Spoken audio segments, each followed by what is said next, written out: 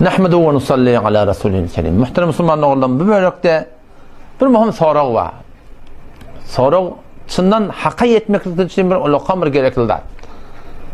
Şoň jogabyn hetmin bilmeli. O da şey ki aya ulamalan emel kerdi bir iş etmekligi, etmezligi maňa saňa şu dadyň dogrulygyna, egirligine delil bolýarmy ýa bolmaýan hakynda. Dikkat edin wede, biziň türkmen sahramyz öýde menbeý ilm bolmapdyr. Belki biziň türkmen sahramyzda beýlen şeýlen alym getiripdirler we her kim ödehmez çekip. Bukharadan, Hiwadan, Suriye'den, Mekke'den, Medine'den, Pakistan'dan, Hindistan'dan, Dağıstan'dan göçüp gelirler. Şulan her gayti Tevrek'ten gidip gelip Türkmen Sehra'da barahım suratında hücre açıp da barahım her gayti diyanatın hakkında çekip veren dehmetleri var. Avvaldan menbeyi elimde demiştik. Tevrek'ten gelip dursun. Şimdi hop her gayti dehmet çekip ya olun çeken dehmetlerin hakkında hiçbir inkar yok. Şızımga, şimetçi, çi cemaat, şadan, şu kavlukları ki aramızda var. Şol ulamaları ki her yerden gelipdirler, şolun çeken rahmetlerinin bereketine maňa hiç bir gurun yok Müslüman dogan. Yani gurun şuňutune ki aya şol her gahynyň gatnaşyp tasir ötýänni. Şol tasirleň palanat etmekligi etmesligi aya şu dadyň dogrulygyny eline delil bolýarmy ýa bolmaýarmy şunu bilmeli. Yani bilmeli. Şol her gahynyň bir tasiri bar. Oňa sen paladan dogru diýende tasir etýär onda diýe. Oňa diýen sen paladan dogru diýen tasir etýär diýe. Mulut dogru diýen tasir etýär diýe. Bu tarafdaki takdir var. O mevlud kabul etmedi. Mun takdir doğru deyipti. Mevluda onun da takdir doğru deyipti. Onun takdir var akim ayet 7 olmalı deyipti.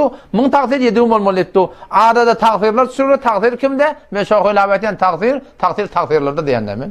İşte takdirlerde var akim. Bu da olukan gurun olmuş takdirler öyle. Ama şu arada şu ayet olan emelkerde bir de delil oluyor. Müslümandan öyle dikkat edin. Bu meseleler var da ihtilafi de. Onun hakkında ulamalardan delil sormak gerekir. Ulama etpiyelle, hemmete bir etpiyelle, 5 namaz bir ay arada bir, haca gitmeklik bir, hicab hemek şıqavor yerle. Bir belli zatlı var da, bunun hakkında delil sormak gerekir, emel kurdu ulamanın ayadi, ştadan hakkında delil ki hemmenin dadının birliğine. O neydi muhtelif olyallı onunla? Vakti ki ulamalı bir dadı bir form amanet etpiyelle, şu delil anırda kitapta bir bolmalı şey. Ama berde gelip de var, ihtilaf edip tuğla, şu ulaqan bir delil Müslüman doğurla mümkeneme. Şol ulamalan arasında ihtilaf çıkıptır. Şu kitabe öyle bolmalı. Şoňa Bukhara bolsun, Hiwa bolsun, Dağıstan bolsun, Hindistan bolsun, Pakistan bolsun, Belucistan bolsun. Şu okuyup gelen ulamalan hemme mantygy ähmet şirket berler. Şulan hemmeti bir dadyň hakynda bir çykyp ýükregli iddialar we Hanefi dip. Hop, Hanefi mezhep bolýan bolsa, Hanefi mezhebe bir kitap barsyň. Aýry bir kitap ýok. Hanefi mezhebinde muhtelif kitaplar ýazylsa da, haýtyna fetwa bermelik belli zat.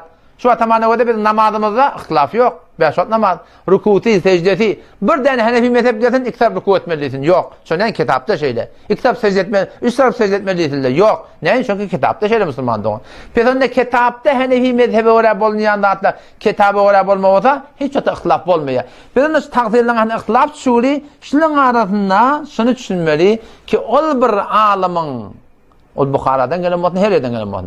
Emel kerdi maňa taňa delil bolup başar ýa. Keşoň etýänisi Hanefi mezhebi ora bolsun. Ýoksam şo maňa taňa delil bolup başarmaýar. O näme diýip wadaqa Müslüman doguldum. Nuqda nekerde birine bir alima, ulama bir ihtiram etmek niyetim yok. Ýöne bir hakikat ýüde çykmaly bolar ahim istada.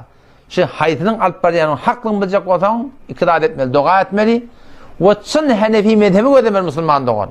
Mezhep şoňa hakyny nämetdir. Dikkat ediň öde. Näme diýip emelker de ulema ki her tarafta takdirler oti her gaýta birbirine muhalif oldu. Maňa taňa delil başarmaýar. Ýa-da başda etdim bir gurunda awala belli şu kitabe wala taklaf bolmaly. Ho näme delille? O da dikkat Müslüman dogan ödünde mataýyn. Ötken üçe ödüňe batmaly, ötmene kedeka batmaly. Şu men ödüm bilen, bizim ödümüzi bilen bir hüjede okuyan aqulla ba. Bir mehneste okuyan ulamalar ba. Şolada aqum molla şu tadan bir de şoladan aqum mollyk. Şu mantagda bir aqum mollyk. Hemmece okuyan adam bir başa men bilen, Mufti Merdani bilen, o başa ne kadar amel edip bererler var. Şu biz amel edip beren ulamalar bilen bir yerde okuyken ulamalarning ödü mantaga gelenne, ten haram deyip duranlarning iyipdi. Ten bedgat deyip duranlarning sünnet ýalyk amel edipdi. Soraňda aýdyp bilenak. Öz zenanatyny dogry şeýlerge tory amel etdirip bilenak. Wagty soranda gurunda şonda aýtýan dogry kim diýe. Emma o tada sorulsa ýene aýdyp başaranak. Biz o da Müslüman dogan men şu öz hem meslek hem menheç ödüm bilen bile okuyup bilen ulamalar men görüpdim. Ki şolar doğru kitabı ora amel edenak. Otam aya şu ulamalar ki men bile okuyup gelipdirler, bir ýerde okuyupdyrlar, bir menhejde okuyupdyrlar, bir mantakda okuyupdyrlar, bir saatın ýaşan okuyupdyrlar. Şolar dogry amal etmeýänler, şu delil bolýan menki ýalňyş bolsun, olonky dogry bolsun, ýa olonky ýalňyş bolsun, menki dogry bolsun. Ýok, mezhebi gözlemeli kitap näme diýär musulman dogan. Berde şin üýtgetýärler, gawşatýarlar musulman dogan. Şu taýdan emelkar da ulema ol wagty maňa taňa delil bolup başarýar ki Hanefi mezhebi kitabyna wara bol. Qadim odeşen başa mesal berýär. Şu mantagada doga ýazıpdyrlar bar. Palan işanyň agtygy, palan işanyň çawlygy. Aňyrtyda biz gördük, bizre dädi. Emma bu wagt herlerke gaçystyryp, keçen aşany pulsal, öz şahsy ijtimaiyetden gabulle, millet amlygyndan tadan dökülip beti. Wüste oýrançylyk. Aňyrtyn men gördüm sizre dädi. Aýaşy delil bolýarmy? Çünki palan işanyň agtygy şeňe diýen dogry bolsun. Dogry da, berde ütgäpdir da. Aňyrty dogrymyşlyk diýdi, berde ütgäpdir. Aýat çünki şoň adyny göterýär. Palan işanyň agtygy, palan sofiň agtygy, palan Buharanyň okuyken agtygy aýaş dogry bolýar. Dogry da näme? Men şo gözüm bilen görüp duranadymma. Barýan, öde şo akil haram. Dağıstandan okuyup gelen ulamalar ayakta halal ettirlermi? Eger şola halalla diýen bolsa haram. O sen şu Dağıstanın şagirdleri öýlerine barsan durşan akit. Alacaba Hanefi mezhepde kofr diýip goýupdyrlar. Bu da öýlerine bar. Ýal goýupdyrlar, ýok geň datlary. Aya şol köşeler Dağıstanın ulamalarından okuyupdyrlar. Aňyrda dogry dämişlik. Hanefi mezhebe ters, şeriata ters. Şolaň amelkerde maňa taň delil bolýar. Delil bolmaýar. Berde gawşapdyrlar musulman dogan. Ýa-ni elkem wada Buharda okuyup gelen ulamalar, sen aslında şu Dağıstan okuyup gelen ulamalar, sen gel denanalaryny gözle şolaň ýaşmaklymyşdykmy ýa dämişdikmi? Deferde çäşe barmyşdykmy ýokmyşdykmy? O şolar hezaplymyşdykmy ýa dämişdikmi? O şuň şolaň şagirdleri, o şagirdleriň şagirdleri denanyň ýüzüne açyk gelip ýa çäşe ýok, ýüzüň örtmek ýok, zat ýok. Aýaşy delil bolýarmy? Şu alymyň edeni işi dogry? Onky dogry däp bolsun? Ýok, berde gawşapdyrlar musulman dogan.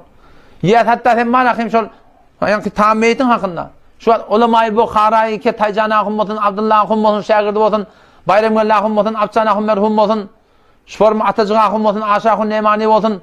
O taýda Mehmet ahum Jabir bolsun, şular tameýeti ölepşdiýän tamy iýmepdirler.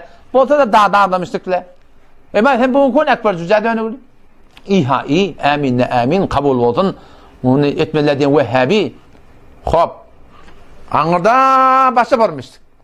Berde gawşatdyrlar da şony. Çünki berdeki hiwan şagirdleriň şagirdi bolupdyr, Buharanyň şagirdleriň şagirdi bolupdyr. Aýaşy dogry bolýarmy? Şular etýän işleri, olar Amerikada ulama, ol wagty maňa taňa delil bolýar, ki şol Hanefi mezhebi wara bolsun. Mawlud Khani we de şuat. Ştadan narahum mahli galinjik.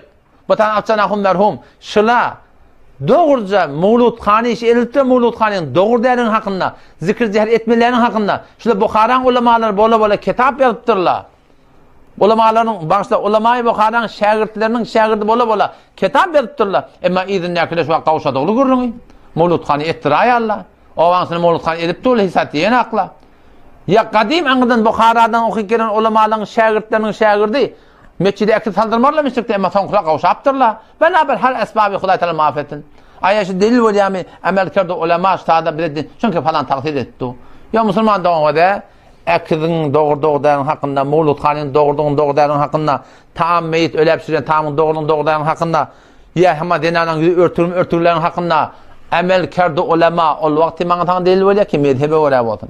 Sen ne bilýän şu Buhara diýen mene hem masum bolan.